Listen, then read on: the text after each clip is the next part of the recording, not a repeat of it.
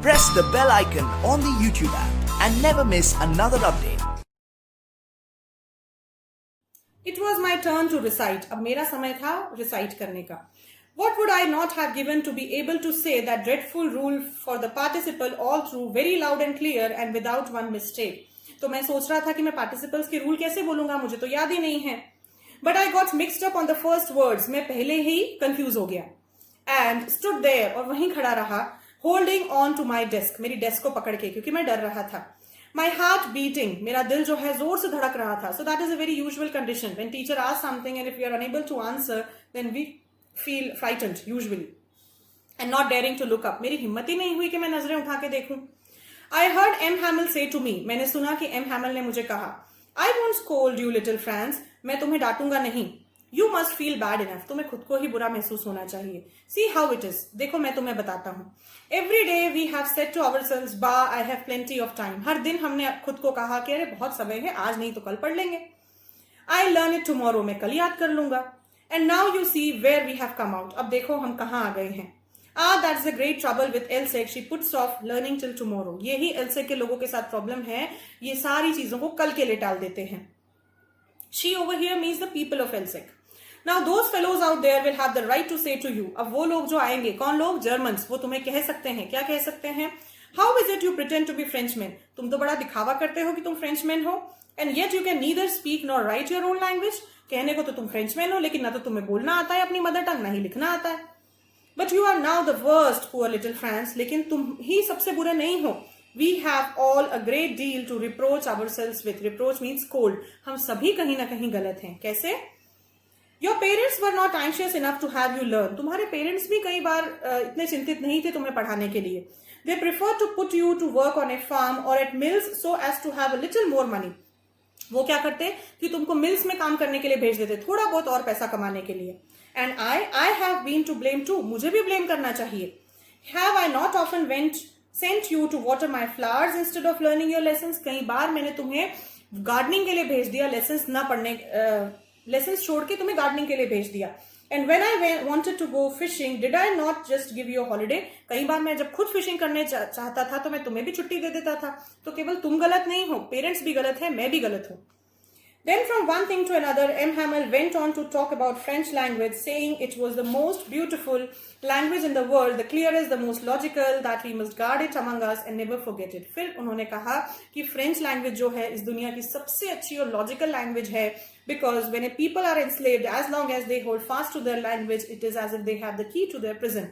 This is important. This can be a question for your board exam. इसका मतलब ये कि जब कोई भी लोग एंस्लेव रहते हैं, जब कोई भी लोग गुलाम रहते हैं, तो अगर उन्हें अपनी मातृभाषा का ज्ञान है, ये एक चाबी है उस ताले के लिए जो ताले में उनको बंद किया गया है. यहाँ मातृभाषा symbolizes not only the mother tongue, it symbolizes the customs, the culture, the tradition, the rituals. That means if some other nation comes to occupy our nation, if we have a knowledge of our mother tongue, our customs, our culture, our rituals, then we have the right to fight back. Otherwise हमें कोई अधिकार नहीं है कि हम उनसे लड़ सकें. Then he opened the grammar and read us our lesson. I was amazed to see how well I understood it. फिर उन्होंने पढ़ना शुरू किया और मुझे आश्चर्य हुआ कि आज तो मुझे सब कुछ समझ आ रहा था. यूजुअली मुझे क्लास में समझ ही नहीं आता था, मुझे लगता था टीचर ही अच्छा नहीं पढ़ाते. But today I understood everything. All he said seemed so easy, so easy. जो वो पढ़ा रहे थे बड़ा easy लग रहा था. I think too that I had never listened so carefully. मुझे लगता है मैंने ही कभी carefully नहीं सुना. And that he had never explained everything with so much patience. और उन्होंने भी कभी इतना patience से नहीं सिखाया. It seemed almost as if the poor man wanted to give us all he knew before going away. ऐसा लग रहा था कि वो सारा ज्ञान एक दिन में ही हमें दे देना चाहते हैं. To put it all into our hands at one stroke. After the grammar, we had a lesson in writing. पहले हमने grammar पढ़ा, फिर हमने writing की class attend की. That day, M. Hamel had new copies for us, written in beautiful round hand, France, Alsace, France, Alsace. उस दिन M. Hamel हमारे लिए एक नई कॉपी लाए थे, जिसमें beautiful writing में हमारे देश का और हमारे डिस्ट्रिक्ट का नाम लिखा हुआ था. They look like little flags floating everywhere in the classroom. ऐसा लग रहा था कि छोटे छोटे फ्लैग्स हैं जो पूरी तरह क्लास में फ्लोट हो रहे हैं.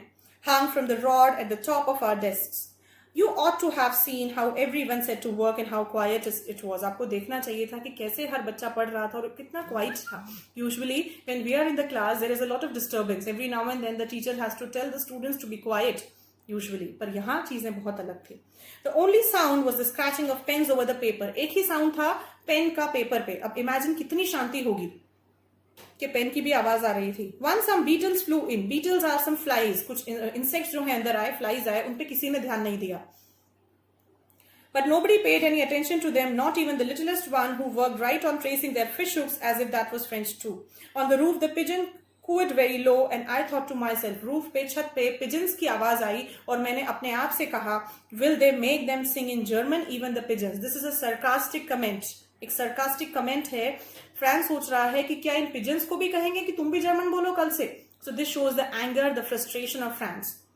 Whenever I looked up from my writing, I saw M. Hamel sitting motionless in his chair and gazing first at one thing, then at another, as if he wanted to fix in his mind just how everything looked in that little school room. जब भी मैंने ऊपर नजरें उठा के देखा तो देखा कि एम हैमल अपनी जगह पे चुपचाप बैठे हुए हैं और ऐसे चीजों को घूर रहे हैं जैसे आज ही अपने दिमाग में सारी चीजों को फिक्स करके जाने वाले हैं. For 40 years he had been there in the same place with his garden outside the window and his class in front of him. पिछले 40 सालों से वो ऐसे ही हैं. Just like that, only the desks and benches have had been worn smooth. केवल desk और benches थोड़ी पुरानी हो गई हैं पिछले 40 सालों में. The walnut trees in the garden were taller. जो walnut trees हैं वो थोड़े से tall हो गए हैं.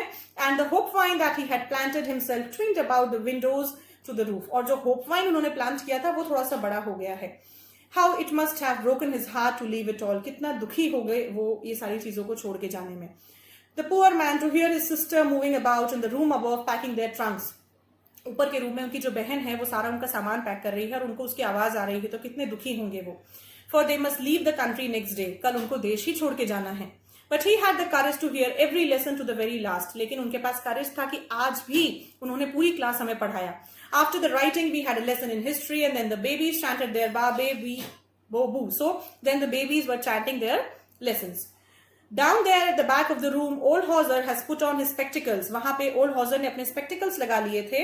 If you remember old Hauser, we have studied about him in the previous paragraphs. Holding his primer in both hands. Primer is an elementary book. So he was having an elementary school book in his hands. Spelled the letters with him. You could see that he too was crying. His voice trembled with emotion and it was funny to hear him that we all wanted to laugh and cry. वो भी रो रहे थे, Hauser भी. And how well I remember it the last lesson. और मुझे इतने अच्छे से वो लास्ट लेसन याद है. ऐसे तो मुझे कोई लेसन समझ ही नहीं आता था लेकिन वो लेसन मुझे आज तक याद है. All at once the church clock struck 12. Church clock की आवाज आई कि 12 बज चुकी है. Then the angelus. Angelus means ringing of the bells. जो चर्च में होती है 12 बजे, ringing of the bells. At the same moment, the trumpets of the Prussians returning from the drill sounded under our windows. वो Prussian soldiers जो France को मिले थे जब वो लेट हो गया था स्कूल के लिए, वो स्कूल के बाहर आ चुके थे अब ड्रिल करते हुए. M. Hamel stood up very pale in his chair. I never saw him look so tall. M. Hamel खड़े हुए और मुझे वो ऐसा लग रहा था he had become very huge. My friend said he, I. उन्होंने कहा मेरे दोस्तों, I. He wanted to say something but he could not. But something choked him. He could not go on. कुछ उनका गला रूंध गया, वो आगे नहीं बोल पाए.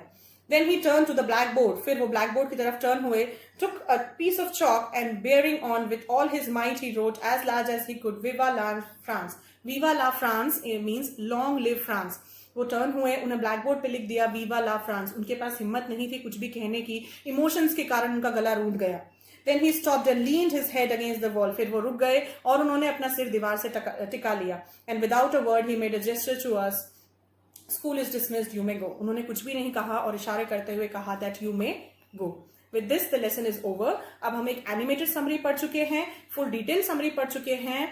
Now I'm going to bring a third video for this lesson in which we will be highlighting all the important questions which had been asked in previous 10 years question papers along with the theme, sub-theme, main incidents and the character sketch.